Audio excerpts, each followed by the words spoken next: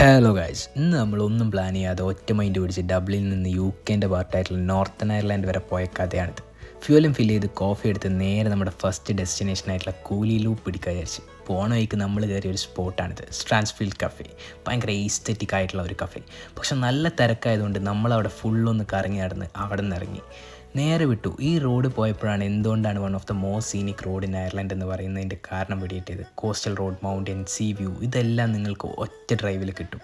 ഇതായിരുന്നു നമ്മളെ first spot, കൂലി മൗണ്ടൻസ്. വലിഞ്ഞ് മഞ്ഞ് കൂടെ മുൾച്ചെടിയും ചവിട്ടി കയറി കഴിഞ്ഞാൽ കാളിംഗ്ഫോർഡിൻ്റെ ബ്യൂട്ടിഫുൾ ആയിട്ടുള്ളൊരു വ്യൂ കാണാൻ പറ്റും നിങ്ങൾക്ക്.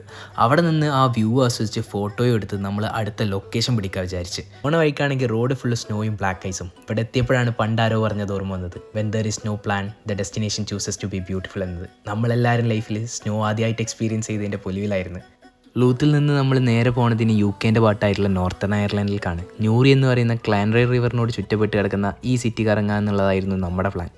സ്നോയും ബ്ലാക്ക് ഐസും കാരണം വണ്ടി തന്നെ കളിക്കുന്നതുകൊണ്ട് നമ്മൾ ആ പ്ലാൻ ചെറുതായിട്ടൊന്ന് മാറ്റി. ഡെസ്റ്റിനേഷൻ തിരഞ്ഞ് ഗൂഗിളിൽ പോയി നോക്കിയപ്പോൾ നമുക്കൊരിക്കലും സൺസെറ്റ് സ്പോട്ട് കിട്ടി, കൊഡാക് വ്യൂ പോയിന്റ്. നിങ്ങൾ ഡബ്ലിനിലുള്ളവരാണ് ഒരു 1 ഡേ ട്രിപ്പ് പ്ലാൻ ചെയ്യുന്നുണ്ട് എന്നുണ്ടെങ്കിൽ ഈ സ്പോട്ട് നിങ്ങൾ കാർട്ട് ചെയ്ത് വെച്ചോ മുതലാവും. ഇതിൻ്റെ മേലേക്ക് സാധാരണ ഡ്രൈവ് ചെയ്ത് പോകാനുള്ള ഒരു ഓപ്ഷൻ ഉണ്ടെങ്കിലും സ്നോഫാൾ ആയതുകൊണ്ട് നമ്മൾ പോയതുകൊണ്ട് അന്ന് ക്ലോസ് ആയിരുന്നു. അതുകൊണ്ട് തന്നെ നമ്മളൊരു 9 കിലോമീറ്റർ ഹൈക്ക് ചെയ്ത് വേണ്ടി വന്നു.